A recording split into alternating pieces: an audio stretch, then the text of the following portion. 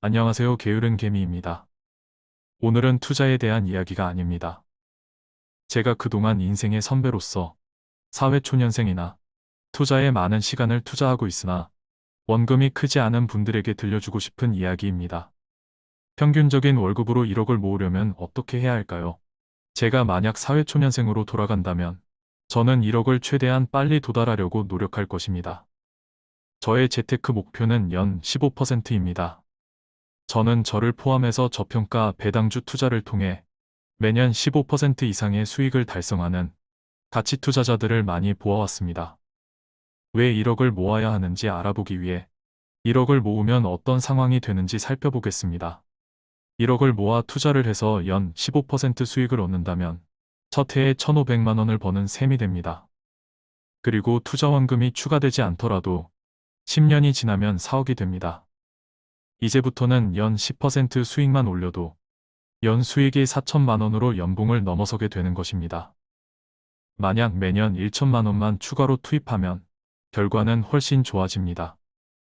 8년 차에 4억 4천만 원이 되고 10년 차에는 6억을 넘어서게 됩니다. 15%가 무리라고 생각될 수도 있습니다. 그렇다고 해서 절대로 급하게 마음먹어서는 안 됩니다.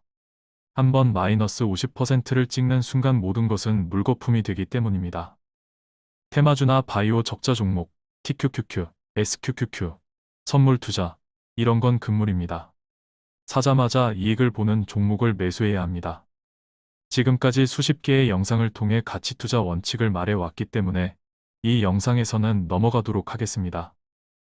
마이너스 수익만 보이지 않는다면 1억 달성 시기는 조금씩 늦어질 뿐이기 때문에 원금을 지키는 방향으로 투자를 해야 합니다. 그럼 이제 이 영상의 주제로 돌아가겠습니다. 어떻게 해야 평범한 월급으로 1억을 모을 수 있을까요? 1억을 모으기 위해서는 매월 저축하는 금액이 가장 큰 변수가 됩니다. 매달 10만 원씩 모아서는 1000개월이 필요하고 이는 83년이 소요된다는 뜻입니다. 이래서는 살아생전 불가능합니다.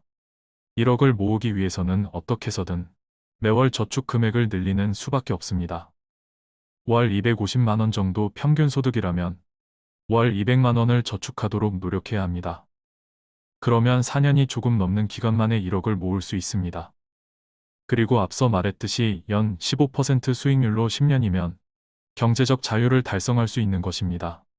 자, 그럼 매월 저축을 어떻게 올릴 수 있는지만 남았습니다. 그 첫 번째 방법은 소득을 올리는 방법입니다. 현재 더 좋은 직업을 찾으라는 소리가 아닙니다. 저도 마찬가지고 새로운 직업을 찾는 건 쉬운 일이 아닙니다.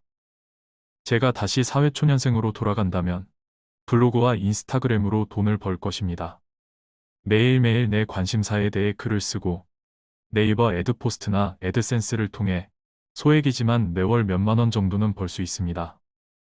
무엇보다 내 관심사에 대해 글을 쓰고 소통을 하는 것은 나름 재미가 있습니다.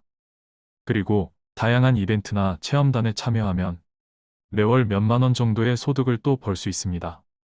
여건이 된다면 이북을 제작하고 의지만 있다면 네이버 스마트 스토어를 개설하여 물건을 팔 수도 있습니다.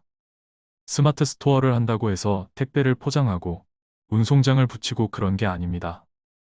내가 주문을 받으면 도매상에 그대로 주문을 하는 것이기 때문에 모든 것은 컴퓨터만 있으면 할 수 있는 일들입니다. 누군가 내 SNS를 통해 쿠팡에 들어가 물건을 사면 물건값의 3%를 받을 수 있는 쿠팡 파트너스라는 것도 있습니다. 그 외에도 그림의 소질이 있다면 이모티콘 제작 판매, 영상 제작의 소질이 있다면 유튜브 제작을 할 수가 있고 설문조사 사이트를 통해서 수입을 올릴 수도 있고 캐시워크, 토스 등 앱을 깔고 평상시 걷는 것만으로도 외식을 할 수도 있습니다. 요즘은 투자금 하나 없이 돈 벌 수 있는 기회가 엄청 많아졌습니다. 그만큼 세상이 많이 바뀌었습니다. 내가 특별히 전문가만큼 잘하지 못해도 상관없습니다. 지금 당장 내 관심 분야의 블로그라도 시작해보세요. 게임이 주제가 될 수도 있고, 전자제품이 주제가 될 수도 있고, 여행이 주제가 될 수도 있고, 맛집이 주제가 될 수도 있습니다. 월급이 적어서 저축을 못한다는 것은 요즘 시대에는 모두 핑계에 불과할 수도 있습니다. 두 번째 노하우는 절약입니다. 내가 100만 원밖에 없다면 50%의 수익을 올려도 50만 원의 수익밖에 되지 않습니다. 50% 수익을 올리는 것은 정말 어려운 일입니다. 즉, 원금이 작은 경우에는 수익에 신경 쓸 때가 아닙니다.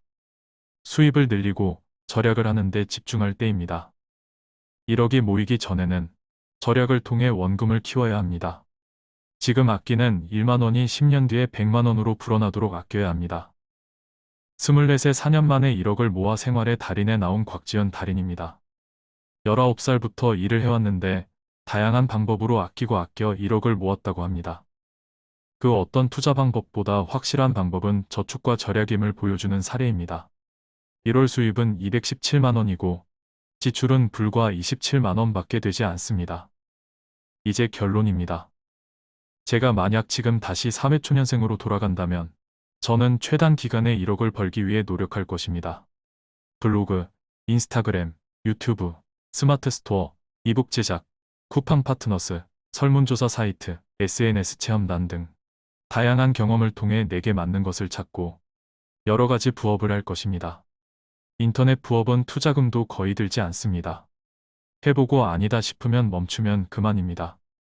월급이 250만 원 정도 된다면 200만 원을 저축해서 4년 만에 1억을 달성할 것입니다. 그리고 안전하고 확실한 투자 방법으로 연 15% 수익을 달성하고 10년 안에 6억을 돌파하는 것을 목표로 삼을 것입니다. 제가 그동안 경험을 통해 제가 늦게나마 깨달은 경제적 자유를 이루기 위한 방법에 대한 이야기였습니다. 지금까지 게으른 개미였습니다.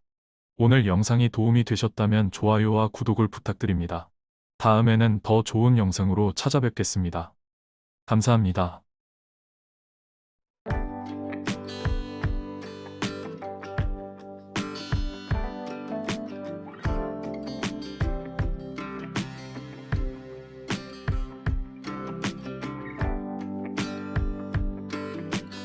안녕하세요. 게으른 개미입니다. 요즘 시장이 계속 하락을 이어가고 있습니다. 코스피는 최근 1년 사이 3200대에서 2400대까지 800포인트가 내렸습니다. 코스닥도 최근 1년 사이 1050에서 800까지 내려왔습니다. 올해 기준으로 보면 6개월이 지나지 않은 지금까지 코스피는 18%가 내렸고 코스닥은 22.8%가 내렸습니다. 올해 1억을 투자하신 분이면 평균적으로 2천만 원 정도 마이너스인 상황으로 보입니다. 현재 제 포트폴리오를 공개합니다.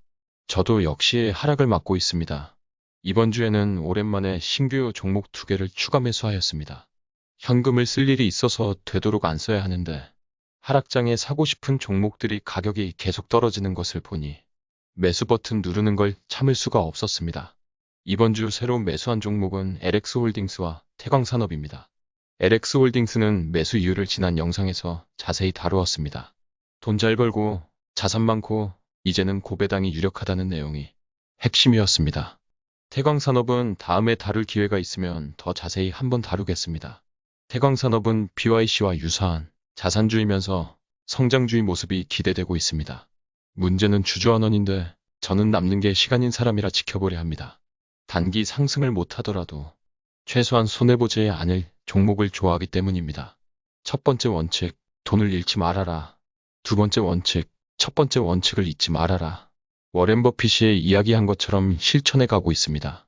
단순한 원칙이지만 얼마나 중요하고 많은 것을 내포하고 있는지 모릅니다. 제가 보유하고 있는 종목 중 가장 비중이 큰 종목은 금호석유 우선주입니다. 친환경 분야 R&D를 확대한다. HBPA 사업에 진출한다. 오너 3세 승계 작업 등등 이슈가 있지만 지금 제가 가장 큰 관심을 가지고 있는 것은 자사주 매입과 소각입니다. 금호석유는 지난 3월 2천억 원의 자사주 매입을 신고하였고 현재 약 1,300억 원어치를 매수한 상황으로 이제 700억 정도 매수가 남은 상황입니다. 수량으로 계산하면 주가가 15만 원을 유지한다고 가정할 때 약 46만 주 정도 되는 수량입니다. 금호석유는 최근 자사주 매입에 속도를 내고 있습니다. 매일 17,000주에서 2만 주로 늘리더니 최근에는 매일 2만 5천 주씩 매수해 가고 있습니다. 약 19거래일이면 모두 매수할 수 있는 속도입니다. 대략 7월 중순이면 자사주 매입이 끝날 것으로 보입니다. 자사주 매입을 꾸준히 해주면서 주가도 다른 종목들에 비해 잘 버티고 있는 것 같습니다. 자사주를 매입하여 소각하겠다고 약속했으니 7월 말에는 자사주 소각 발표가 나오지 않을까 예상합니다. 그때는 조금 반응이 있을까요? 한번 기대는 해볼만 하다고 생각합니다. 코스피와 코스닥이 올해 각각 18%와 22.8%가 하락한 것에 비하면 제 성적은 양호한 편입니다. 안정적인 종목 위주로 포트폴리오를 운영하다 보니 올라갈 때도 천천히, 내려갈 때도 천천히 내려가는 모습입니다. 22년 6월 현재까지 성적은 마이너스 4.2%, 마이너스 2,116만 원이고 22년 올해 기준 현재까지 성적은 마이너스 3.4%, 마이너스 1,714만 원입니다. 투자 보고서를 작성하기 시작한 이후로는 플러스 86.4%, 2억 2,389만 원의 플러스를 보이고 있습니다. 제가 관리하고 있는 여러 그래프와 표 중에 하나를 보여드리겠습니다. 매월 포트폴리오에 따른 예상 배당액 그래프입니다. 즉, 현재 22년 6월 포트폴리오 기준으로는 제가 받을 배당금은 세후 3,177만 원의 배당을 받을 것으로 예상됩니다. 주가는 매일매일 오르락내리락하고 그에 따라 평가 금액도 하루에도 수백만 원에서 수천만 원씩 변동이 있습니다. 하지만 제가 받을 것으로 예상되는 예상 배당액은 보기 좋은 우상향 그래프입니다. 왜 그럴까요? 분산 투자로 골고루 좋은 주식을 매수하면 그 회사들의 수익이 계속해서 좋아지기 때문이고 제가 받은 배당금으로 또 다시 주식을 매수하면서 주식 수량이 늘어나서 받는 배당금도 또다시 늘어나기 때문입니다. 주가가 떨어지고 하락할 때마다 이 그래프를 보면 어느 정도 마음의 안정을 찾게 됩니다. 여러분도 오르락내리락하는 주가보다는 기업에 집중면서 우상향하는 그래프에 집중해 보시기 바랍니다. 내가 보유한 주식수도 우상향으로 만들고 내가 받는 배당금도 우상향으로 만들고 내가 보유한 회사들의 실적도 우상향하도록 포트폴리오를 구성해보는 건 어떨까요? 그럼 다음 주에 다시 찾아오겠습니다. 지금까지 게으른개미였습니다. 오늘 영상이 도움이 되셨다면 좋아요와 구독을 부탁드립니다. 다음에는 더 좋은 영상으로 찾아뵙겠습니다. 감사합니다.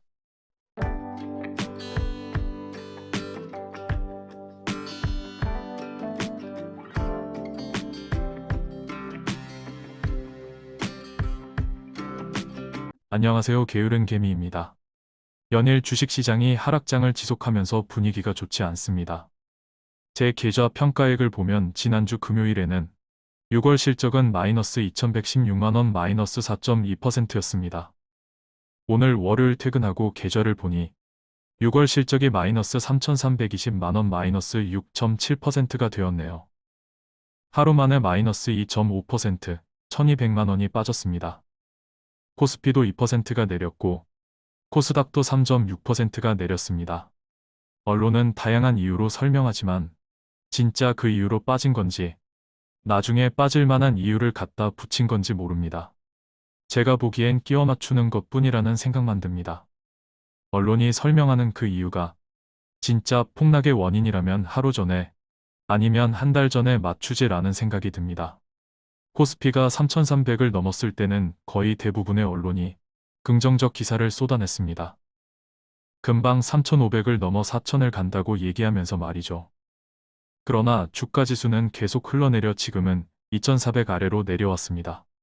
반대로 코스피가 2,500 이하로 떨어지니 이제는 부정적 기사를 쏟아내고 있습니다. 이것도 안 좋고 저것도 안 좋고 이런 기사를 보니 왠지 이제 다시 분위기가 좋아질 것 같은 건 기분 탓일까요? 우리는 전문가조차도 하루 앞 일을 모른다는 사실을 인정해야 합니다. 우리가 할 수 있는 것은 그때 대응할 수 있는 것을 찾아 대응하는 일뿐입니다. 주가가 내려서 저렴해지면 더 사고 주가가 오르면 팔면 됩니다. 다만 신용투자는 금물입니다.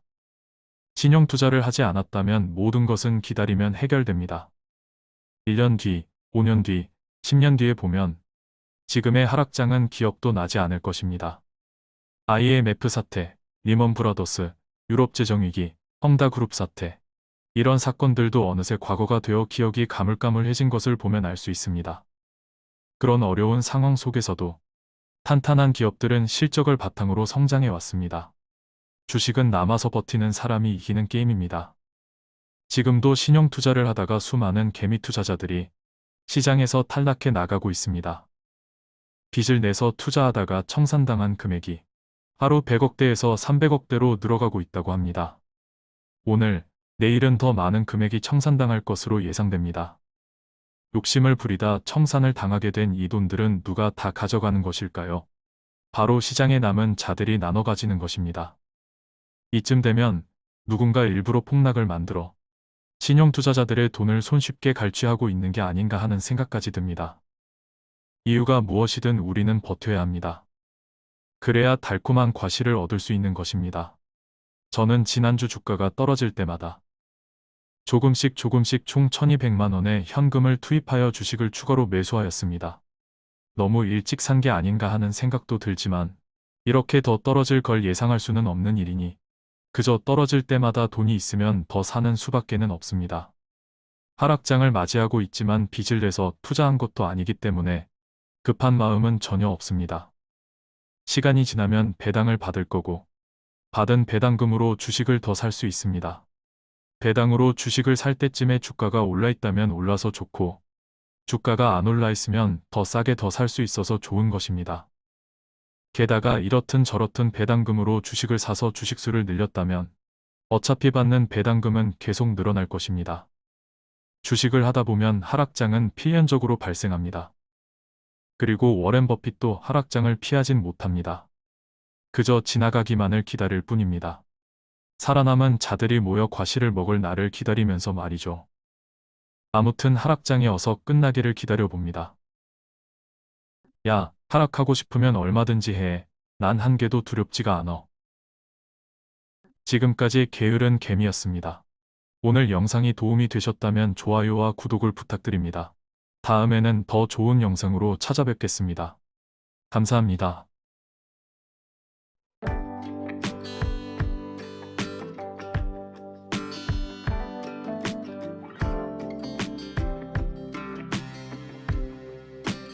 안녕하세요. 게으른 개미입니다. 오늘은 벤저민 그레이엄의 저서 증권 분석에 대한 이야기입니다. 벤저민 그레이엄은 저평가된 주식을 사서 본 가치에 이를 때까지 기다리는 가치 투자의 대가로 워렌 버핏의 스승으로 알려져 있습니다. 그는 30년간 연평균 17%의 수익을 달성하였습니다. 30년간 원금을 111배로 만든 셈입니다.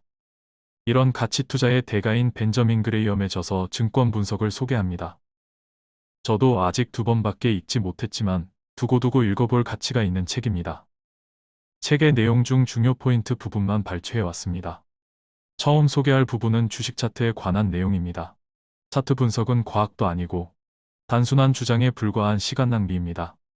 차트 분석으로 돈 번 사람이 있다고요? 세상에는 로또 당첨된 사람도 있습니다. 많은 사람이 차트를 보면서 투자를 하다 보면 개 중에는 누군가는 성공할 수도 있는 것입니다. 즉, 이는 확률일 뿐 아무 의미 없다고 생각합니다. 과거의 차트, 과거의 거래량으로 미래를 알 수 있다면 이미 1초에 수억 번씩 차트를 계산할 수 있는 AI가 전 세계 주식시장의 모든 수익을 다 가져가고 있을 것입니다. 다음 내용입니다. 청산가치가 낮은 주식, 즉 PBR이 1 이하인 주식은 원금 손실의 위험이 상대적으로 작습니다. 뭐 당연한 소리입니다. 제가 자주 드는 비유가 있습니다. 슈퍼마켓을 1억을 주고 인수했는데 슈퍼마켓 안에 과자, 음료수 등 물건값만 1억 5천만 원이라면 나는 사자마자 5천만 원의 돈을 번 셈입니다. 그럼 왜 그 슈퍼마켓이 1억에 팔리고 있을까요? 그 슈퍼마켓은 영업권을 고려하면 적자가 아니라면 2억이 넘는 가격에 팔려야 정상입니다. 그런 가격에 팔리지 않은 이유는 바로 주인이 자기 슈퍼마켓의 영업가치를 자기도 모르거나 제대로 홍보하거나 알리지 않았기 때문입니다. 즉, 주인이 문제인 것입니다. 더 비싸게 팔 수 있는데 저렴하게 파는 바보인 것이지요. 주식시장도 마찬가지입니다. 얼마 전 우리나라 주식시장의 평균 PBR이 1이 되었다라는 뉴스를 본 적이 있습니다. 대충 절반 정도가 PBR이 1 이하로 거래되고 있다는 뜻입니다. PBR이 1보다 낮은 수준으로 와 있다면 경영진이 문제라는 소리와 같습니다. 우리나라 시장 전체의 PBR이 1이라는 소리는 주식시장 시스템 자체에 큰 문제가 있다는 소리입니다. 곧 전쟁이 임박한 게 아니라면 이 숫자는 나와서는 안 됩니다. 법과 제도가 잘못되었든, 경영진의 인식이 잘못되었든, 대주주 일가의 뒷돈 빼돌리기든 무엇인가가 대단히 잘못된 것이라고 밖에 판단할 수 없습니다. 그럼 PBR이 일이 안 되는 회사의 주주 입장에서 내가 보유한 주식의 주가를 바로 잡게 하려면 어떻게 해야 할까요? 그렇습니다. 아주 간단합니다. 회사 전체를 현금으로 회수하라고 요구해야 합니다. 즉, 그 능력 가지고 무슨 영업을 하느냐. 그냥 다 때려치우고 자산이나 팔아서 내 지분만큼 가져와라. 이렇게 요구해야 하는 것입니다. 사실 요구가 아니라 지시해야 합니다. 회사의 주인인 주주니까요. 즉, PBR이 지속적으로 1 이하인 기업은 사업 능력이 안 되니 청산하라고 요구해야 합니다. 어떻게 보면 우리나라에서는 말도 안 되겠지만 청산 가치보다 낮게 평가받고 있다면 청산을 지시해야만 하는 것입니다. 다음 내용입니다. 저가주에 분산 투자하는 것이 고가주에 분산 투자하는 것보다 통계적으로 낫다고 합니다. 여기서 말하는 저가주는 말 그대로 시총이 낮은 기업이 아니라 주식 한 주의 가격을 말합니다. 즉, 동전주에 분산 투자하는 게 더 낫다라는 건데 큰 틀에서는 이게 의미가 있나 싶으면서도 액면 분할 이후 많은 종목들이 상승하는 것을 보면 어느 정도 이해가 됩니다. 이 부분은 저도 계속해서 관찰해 보고자 합니다. 아마도 한 주의 가격이 낮을수록 등락폭도 크고 그만큼 더 저평가될 때 살 수 있고 주가가 급등해서 고평가 영역이 되기도 쉽다는 뜻으로 매수 매도의 기회가 많아져서 그렇지 않을까라고 이해하고 있습니다. PER이 20배 이상인 주식을 습관적으로 사는 사람은 장기적으로 큰 돈을 잃기 쉽다고 합니다. 이 문구는 벤저민 그레이엄의 투자 명언으로 유명한 문구이기도 합니다. 어쩌면 이것도 당연한 이야기입니다. 바이오, IT, 2차전지, AI, 메타버스 종목들처럼 고 PER을 정당화하는 그럴듯한 논리에 현혹되기보다 묵묵히 돈을 차곡차곡 벌고 있는 PER이 3밖에 안 되는 종목을 모아가는 게 현명하다고 생각합니다. 1천만 원어치 주식이 1년간 50만 원을 버는 게 PER 20이라면 1천만 원어치 주식이 1년간 330만 원을 버는 게 PER 3입니다.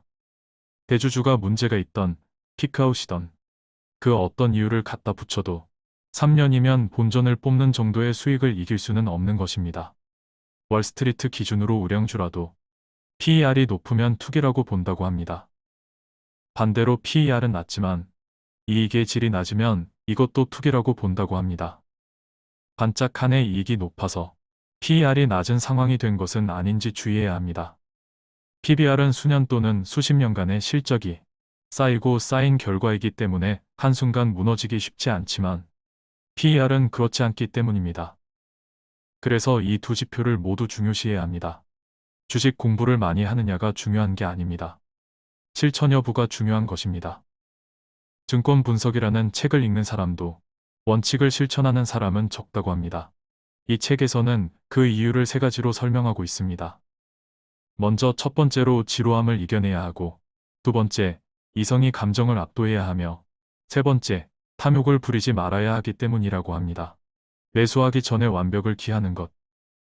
예상과 다르게 회사 실적이 나빠지더라도 여전히 안전성이 유지되는 회사에 투자해야 합니다. 낮은 PBR과 경제적 혜자 이런 것이 중요할 것입니다. 매년 현금을 차곡차곡 벌어들이는 회사, 그리고 이 현금을 배당금이나 자사주 매입으로 주주에게 돌려주는 회사에 투자해야 합니다. 그렇지 않고 현금을 가득 쌓아만 두는 회사는 결국 누군가 현금을 꺼내가는 법이라고 합니다. 특히 우리나라는 이런 경우를 굉장히 많이 볼 수 있습니다. 그래서 우리는 배당을 얼마나 주는지, 자사주 매입을 하는지 여부를 더욱 더 중요시해야 합니다. 그리고 주주들은 현금이 많은 회사의 경영진에게 요구해야 합니다. 투자하거나 배당하거나 자사주를 매입하라고 말이죠. 저도 가끔 제가 투자하는 회사의 IR에 이런 요구에 전화를 가끔 합니다. 지금 기업의 가치가 이렇게 낮은데 자사주를 매입하지 않는 것은 문제가 있다. 지금 회사에 현금이 없다 하더라도 대출을 통해서 2% 이자를 내고서라도 자사주를 매입해야 이익인 상황인데 하물며 현금도 많은데 왜 자사주를 매입하려 하지 않느냐? 이렇게 말이죠.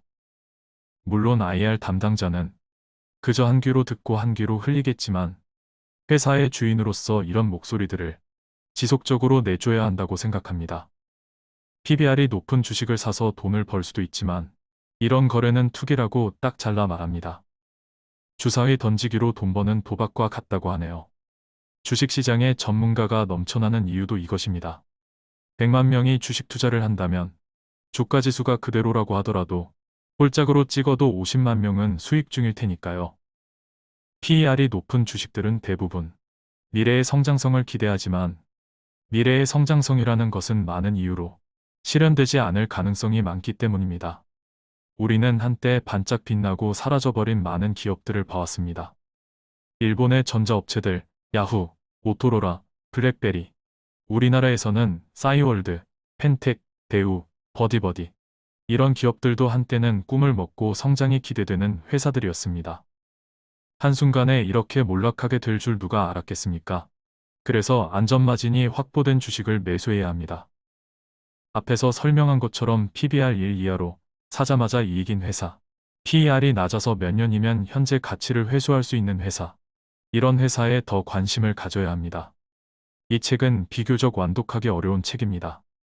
앞부분은 우선주, 채권 등에 대한 글이 많으며 지금 시대와 맞지 않는 내용도 있습니다.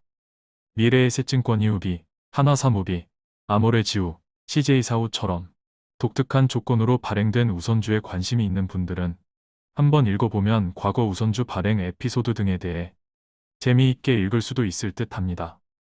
가치투자의 대가들의 명저들은 결론은 결국 다 비슷비슷합니다. 가치보다 싼 주식을 사야 한다. 감정보다 계량적 분석을 통해서 확률을 높여야 한다. 안전마진이 충분한 낮은 PBR의 주식을 사야 한다. 고배당, 자사주 매입 등 주주 친화적인 주식을 사야 한다. 고PBR주 투자는 투기다. 뭐 요즘 시기에 맞는 투자법인가에 대해 의문을 갖는 사람도 많이 있을 듯 합니다. 하지만 최근 2, 3년 맞지 않는다고 해서 이런 대가들의 생각이 틀렸다고 생각하지 않습니다. 30년간의 위대한 성적이 이들이 옳음을 증명하고 있기 때문입니다. 지금까지 게으른 개미였습니다. 오늘 영상이 도움이 되셨다면 좋아요와 구독을 부탁드립니다. 다음에는 더 좋은 영상으로 찾아뵙겠습니다. 감사합니다. 이 콘텐츠는 온에어 스튜디오에서 만들어졌습니다.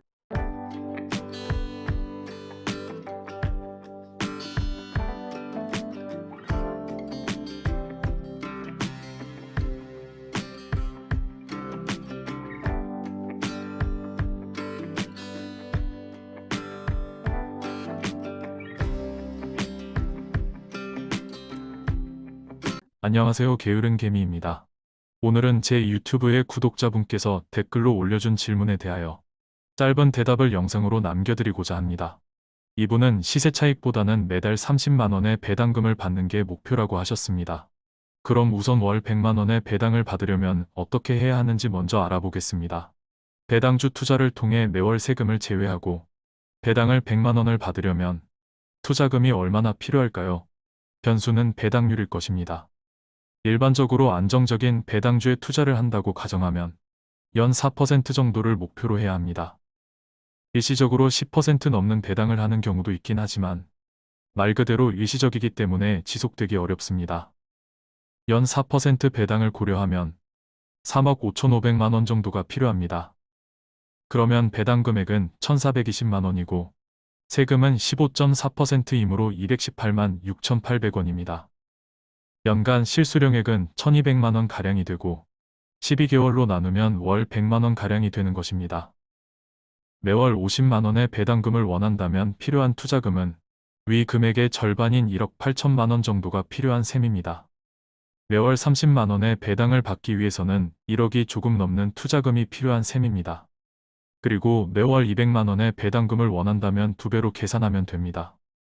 위 금액의 2배인 7억 1천만 원 정도의 투자금이 필요하다고 생각됩니다. 만약 3억 5,500만 원으로 순수하게 세금을 제외하고 차익보다는 매월 꾸준히 안정적인 100만 원의 배당만을 목표로 한다면 저라면 4% 전후의 배당주를 골고루 분산하겠습니다. 제가 배당주로서 관심을 가지고 있는 종목들을 모두 나열해 보겠습니다. 지주회사와 금융주가 많은 비중을 차지하고 있습니다. 먼저 금융주, 증권주를 살펴보겠습니다. DB금융투자, JB금융지주, NH투자증권후, 기업은행, 다올투자증권, 대신증권후, 미래에셋증권이우비, 부국증권후, 신영증권, 신한지주, 이베스트 투자증권, 코리알리, 하나금융지주, 한국금융지주, 한양증권, 현대차증권. 다음으로 제가 관심을 가지고 있는 고배당주 중 지주회사입니다. 디에루, GSU, HD현대, LX홀딩스, 포스코홀딩스, SKU, 삼양홀딩스, 영원무역홀딩스, 진양홀딩스, 풍산홀딩스, 한라홀딩스, 하나사무비. 마지막으로 금융주도 아니고 지주회사도 아닌 종목들입니다. KT, KTNG, SK텔레콤, SNT에너지, 동부건설, 인상가, 조선내화, 한솔재지, 현대차사무비, 화성산업. 위 종목들은 대부분 4% 이상의 배당이 예상되는 종목으로 이들 종목들을 골고루 매수하면 매년 평균 4% 이상의 배당을 받을 수 있을 것으로 생각됩니다. 물론 본인이 스스로 공부해보고 사는 게 필요합니다. 스스로 공부해서 내 것으로 만들어야 하는 게 필수 조건입니다. 그렇지 않으면 떨어지면 쉽게 손절하고 조금만 오르면 쉽게 수익 실현해버리게 되기 때문입니다. 저는 현재 평가액이 4억 7천만 원 정도 되는데 20종목 정도 보유하고 있습니다. 앞으로는 더욱 안정적인 계좌 운영을 위해 더 많은 종목으로 분산할 계획입니다. 물론 위 종목들 위주로 구성되지 않을까 생각합니다. 지금까지 게으른 개미였습니다. 오늘 영상이 도움이 되셨다면 좋아요와 구독을 부탁드립니다. 다음에는 더 좋은 영상으로 찾아뵙겠습니다. 감사합니다. 이 콘텐츠는 온에어 스튜디오에서 만들어졌습니다.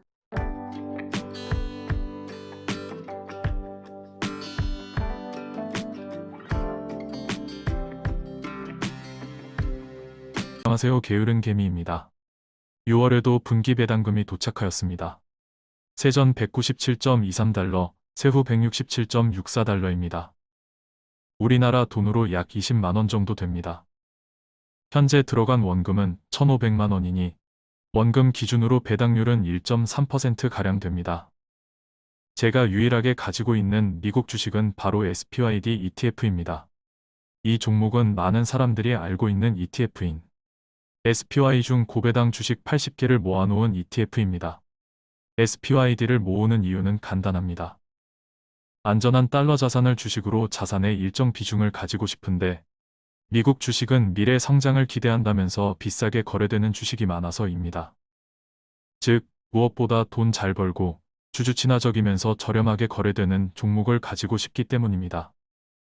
그런데 저는 미국 주식은 잘 알지 못하기 때문에 골고루 배당을 많이 주는 주식을 모아놓은 ETF인 SPYD를 매수하기로 결정한 것입니다. 배당을 주기 위해서는 적어도 배당보다는 더 많이 벌어야 합니다. 미국 주식들, 특히 나스닥에는 아직 돈을 거의 벌지 못하면서 미래의 희망을 먹고 사는 종목들이 많고 이처럼 비싸게 거래되는 종목을 피하는 게 우선이었습니다. 그런 기술주를 포함하지 않는 ETF를 찾다 보니 배당주 ETF가 제격이었고 그중 수수료도 저렴하고 분산도 잘 되어 있는 SPYD를 선택했습니다. 2020년부터 SPYD를 조금씩 사모으면서 2020년에 총 1,500만 원의 원금을 투입하였습니다. 그리고 그 이후부터는 받은 배당금으로 SPYD를 사고 또 배당을 받고 또 SPYD를 사는 것만 반복해 왔습니다. 그 결과 보유 수량이 458주에서 현재는 487주가 되었습니다. 이번에 받은 167달러로는 3주를 더 살 수 있겠네요. 그럼 490주가 될 것 같습니다. 매 분기별로 받는 배당금은 들쑥날쑥하지만 대략적으로 1년 배당금은 약 1.5달러에서 2달러 사이로 현재 한 주당 가격이 40달러 정도이니 약 4% 전후가 되는 것 같습니다. 제가 매수한 평균 단가가 29달러 정도이니 제 매수 단가 기준으로는 매년 6% 가까운 배당을 받고 있습니다. 지금 현재 평가 금액은 2,570만 원 정도 됩니다. 2년이 지난 지금 수익금이 1,000만 원을 약간 넘은 상태입니다. SPYD ETF는 올해 하락장에서도 거의 하락하지 않았습니다. 키움증권 현황에는 SPYD 매입 금액이 1,837만 원으로 나오는데 아마도 배당금으로 매수한 수량까지 매입 금액에 합산되기 때문으로 보여집니다.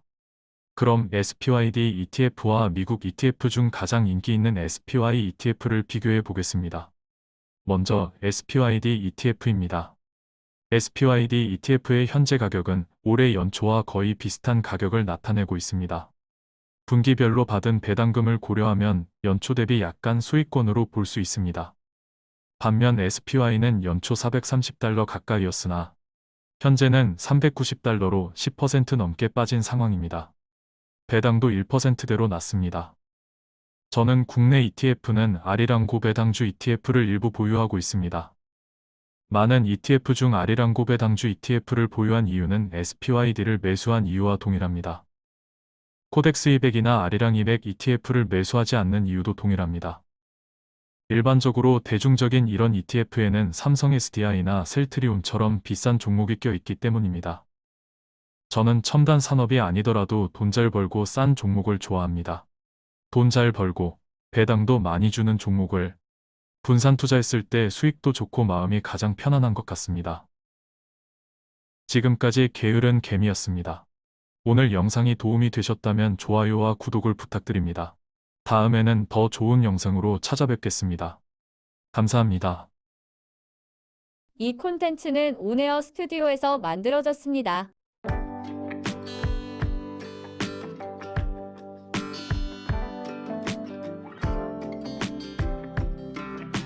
안녕하세요. 게으른 개미입니다. 힘든 한 주가 또 흘렀습니다.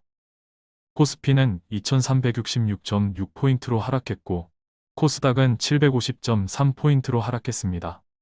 현재까지 6월 월간 기준으로 보면 코스피는 11.9%가 하락했고 코스닥은 16.0%가 하락했으며 제 계좌는 8.4%가 하락했습니다.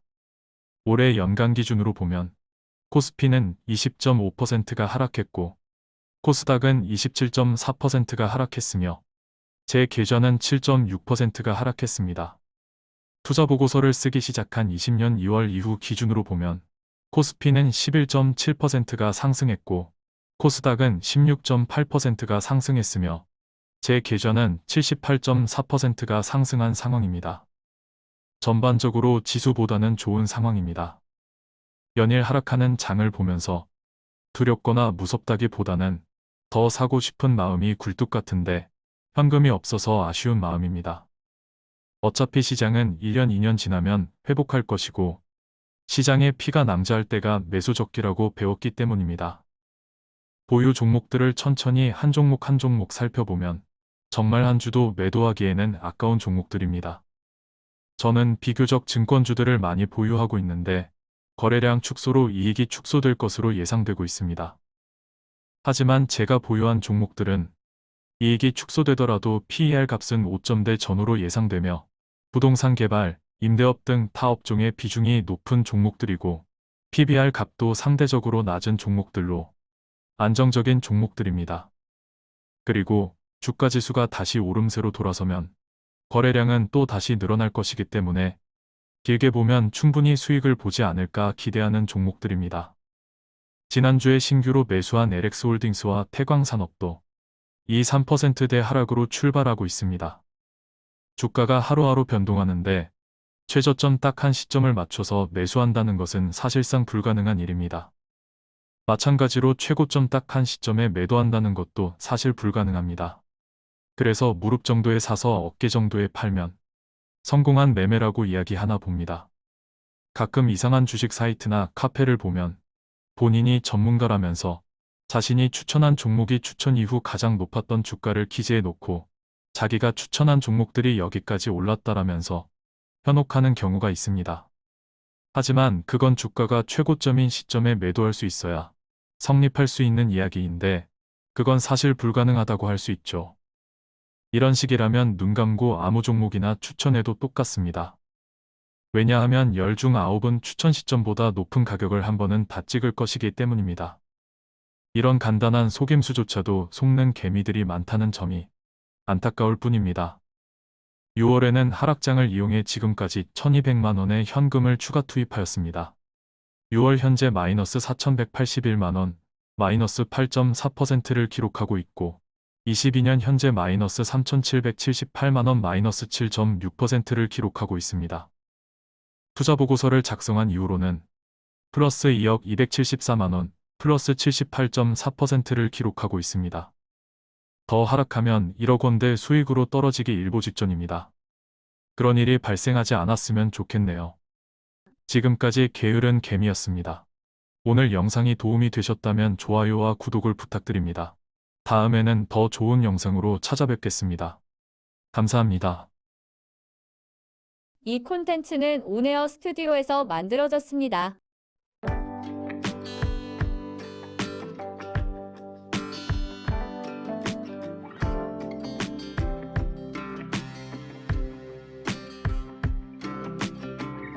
안녕하세요. 게으른 개미입니다. 이번 주에는 오랜만에 종목 2개를 신규 매수하였습니다. 그중 한 종목인 LX홀딩스를 소개합니다. LX홀딩스는 LG에서 인적 분할되어 나온 지주회사입니다. 별도로 LX홀딩스 자체적으로 하는 사업은 없으며 LXMMA, LX인터내셔널, LX세미콘, LX아웃시스의 지분만을 가지고 있습니다. 사실 처음에는 LX인터내셔널에 관심을 가지고 있었는데 두 회사 모두 돈도 잘 벌고 저평가인 것은 맞지만 좀 더 안정적인 종목인 LX홀딩스를 매수하기로 결정하였습니다. 그럼 제가 왜 LX홀딩스를 매수하게 되었는지 설명드리겠습니다. 우선 LX홀딩스가 지분을 가지고 있는 4개 기업의 영업이익을 살펴보겠습니다. 먼저 LX인터내셔널입니다. 20년 1598억에서 21년 6562억으로 영업이익이 엄청 크게 증가했습니다.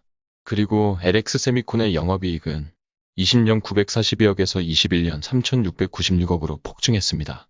LX세미콘은 예전에 LB세미콘으로 불리던 종목으로 저도 한때 투자했던 탄탄한 종목입니다.